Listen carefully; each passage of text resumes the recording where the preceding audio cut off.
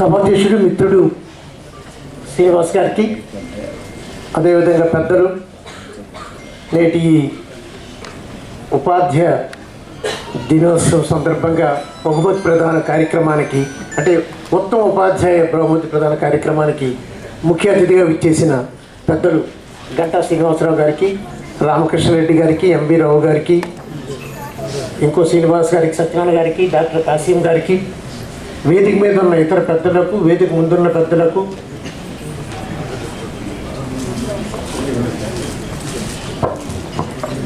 Welcome sir. MLC Shri doctor Vepadi Chiranjeevi Rao గారు, ఉత్తరాంధ్ర పట్టభద్రుల నియోజకవర్గం ఎమ్మెల్సీ అయినటువంటి వేపాడి చిరంజీవిరావు గారికి స్వాగతం.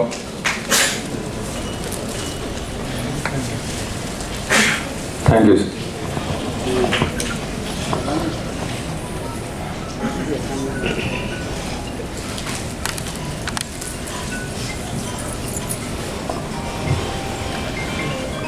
సో వేదిక పైన, వేదిక ముందున్న పెద్దలకు, ఉపాధ్యాయులకు, వారి కుటుంబ సభ్యులకు, పత్రికా విలేకరులకు నా నమస్కారం. ముందుగా అపుష్పాన్ని మనస్ఫూర్తిగా అభినందిస్తున్నాను. ఎందుకంటే ఎందుకో చెప్పలేమండి, తర్వాత చెప్పకూడదు. ఎందుకంటే సాధారణంగా సెప్టెంబర్ 5 జరిపేస్తారు ఈ కార్యక్రమాన్ని. అలా కాకుండా సెప్టెంబర్ 5, అక్టోబర్ 5 మధ్యన జరుపుతున్నారు. అందుకు నాకు చాలా సంతోషం ఉంది. ఎప్పుడూ కూడా ఇదే పాటించండి. రావు గారు అన్నారా, ఎంవీ రావు గారు, రామకృష్ణుడు మీరు కూడా. ఎందుకంటే మనం చూసారు, దశమి నవరాత్రులు చేస్తాం, 10 రోజులు పండుగ చేస్తాం, అలాగే శ్రీరామనవమికి నవరాత్రులు చేస్తాం. అదేవిధంగా మీకు తెలుసా, ఈ ప్రపంచంలో ఉపాధ్యాయ దినోత్సవం అనేది ఒక రోజు కాదండి, ఒక నెల రోజులు మాసోత్సవాలు జరుపుకోవాలి. ఎందుకంటే ఇండియా వాళ్ళు ముఖ్యంగా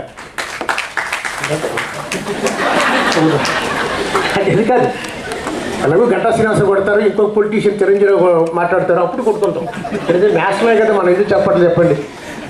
ఎందుకంటే సెప్టెంబర్ 5 మనకి అది ఉపాధ్యాయ దినోత్సవం, అక్టోబర్ 5 అంతర్జాతీయ ఉపాధ్యాయ దినోత్సవం. ఎందుకు ఇది పెట్టారంటే ఈ నెల రోజులు కూడా పండగ చేసుకోవాలి. సో అందువల్ల ఈ నెల రోజులు ఎప్పుడు చేసినా మంచిదే. అందువల్ల ఇవి ఏంటంటే మాసోత్సవాలు, ఉపాధ్యాయ మాసోత్సవాలు. సో ఆ సందర్భంగా చేశారు. చాలా సంతోషంగా మనస్ఫూర్తిగా వారిని అభినందిస్తూ, నా దేశం భగవద్గీత, నా దేశం అగ్నిపునీత సీత, నా దేశం కరుణాంత రంగ, నా దేశం సంస్కార గంగ, నా దేశం ఉత్తుంగ తరంగ, అందుకే హర్ఘర్ తిరంగ. అంతేనా? నా దేశం విశ్వామిత్ర శ్రీరామ, సాందీప శ్రీకృష్ణ, చాణక్య చంద్రగుప్త, అదేవిధంగా రామకృష్ణ పరమహంస, వివేకానంద, అలాగే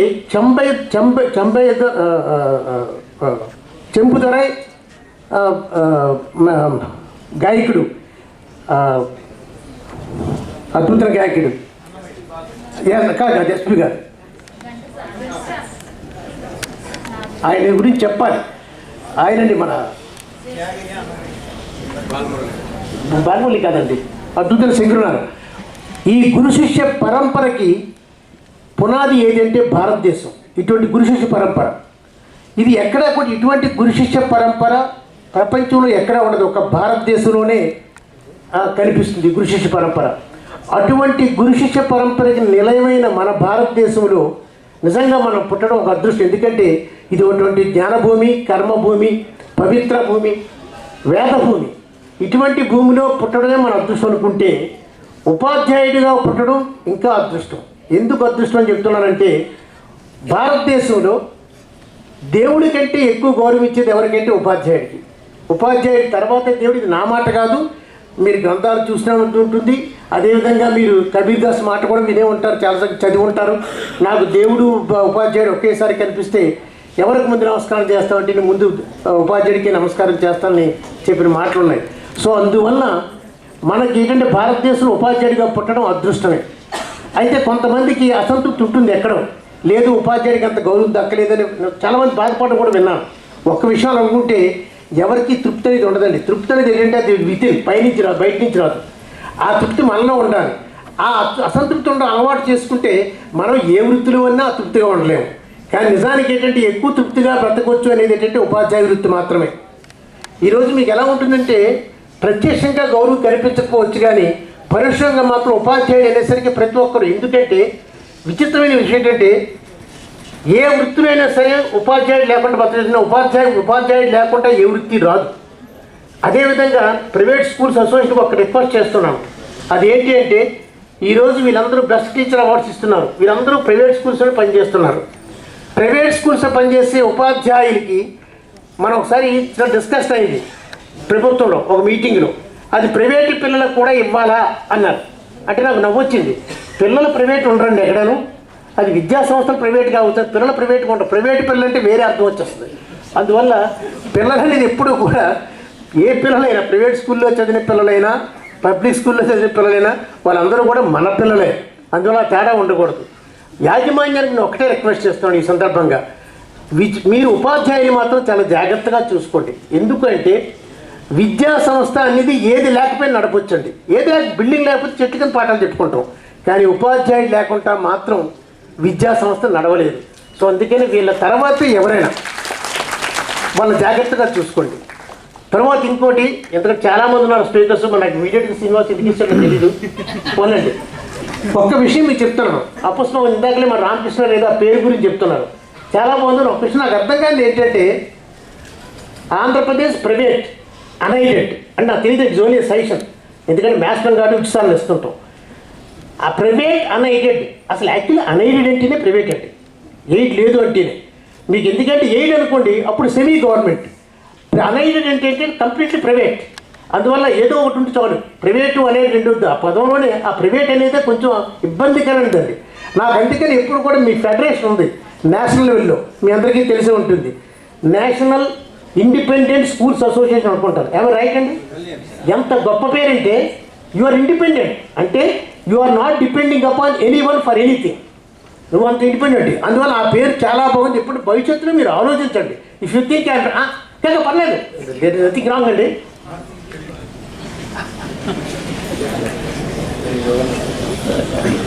యాక్చువల్గా మొట్టమొదటి రిజిస్ట్రేషన్ చేసింది ప్రైవేట్ లేకుండానే ఏపీయుఎస్ఎంఏనండి.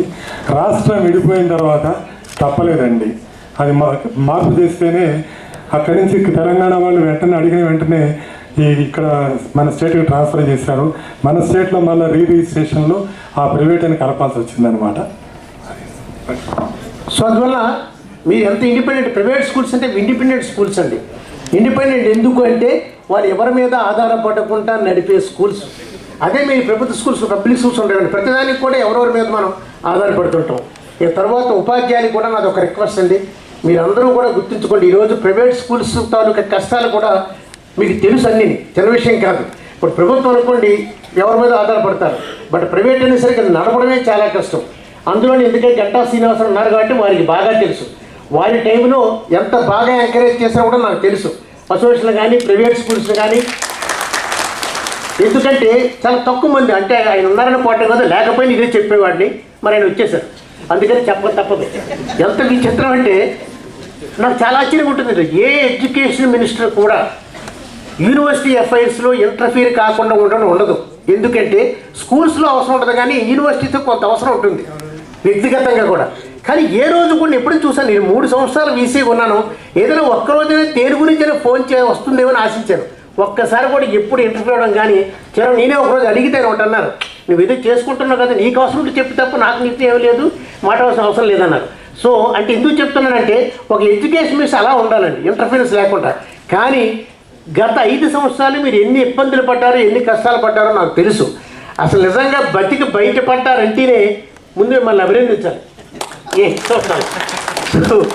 అత్యంత ఎన్నో విషయాలు చెప్పాలన్నప్పటికీ ఎక్కువ మంది స్పీకర్స్ ఉన్నారు. చివరిగా ఒక క్వశ్చన్ చెప్తాను మీ అందరికీ కూడా. ఉపాధ్యాయుని గౌరవం అనేది గుర్తుంచుకోండి, ఎవరు ఇవ్వాల్సిన లేదు, దయాదాక్షిణ్యం అవసరం లేదు, వీ కెన్ ఎర్న్ ఇట్. ఈరోజు పరిస్థితి అయిపోయింది తెలుసండి. ఉపాధ్యాయుడినే రిక్వెస్ట్ చేసి ఎక్కడైనా ఎన్నికల్లో డబ్బులు ఖర్చు పెట్టి గెలిచి నాయకులు అవుతారు, కానీ ఈరోజు ఉపాధ్యాయుల్ని వెతికి తీసుకొచ్చి మీకు నాయకుల్ని చేస్తున్నారు. మీకు బెస్ట్ ఎగ్జాంపుల్ ఈరోజు బంగ్లాదేశ్ తీసుకోండి.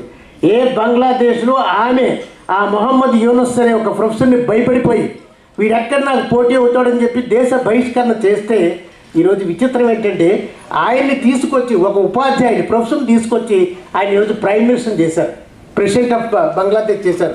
అదేవిధంగా మీరు శ్రీలంకలో తీసుకోండి, ఒక యూనివర్సిటీ ప్రొఫెషన్ తీసుకొచ్చి ప్రైమ్ మినిస్టర్ చేశారు. అంటే పరిస్థితి అలా ఉంది.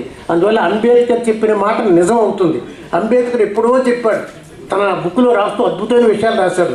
ఎందుకంటే in any country intellectual class is the most influential class if not governing class అన్నాడు.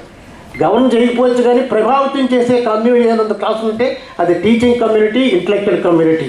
అది నిజం. అందుకని ఇంకో మాట అంటాడు Ambedkar, destiny of any country depends upon it's intellectual class అన్నాడు. అంటే ఏ దేశమైనా బాగుపడాలంటే అది ఒక్క మేధావులు ఉపాధ్యాయుల మీద ఆధారపడుతున్నాడు. సో అందుకని దానికి మంచి ఉన్నారని మా చిరంజీవి కూడా ఇక్కడే ఉన్నారు, ఆయన కూడా. సో అందువల్ల మీరందరూ గుర్తుంచుకోండి, మంచి భవిష్యత్తు ఉంది.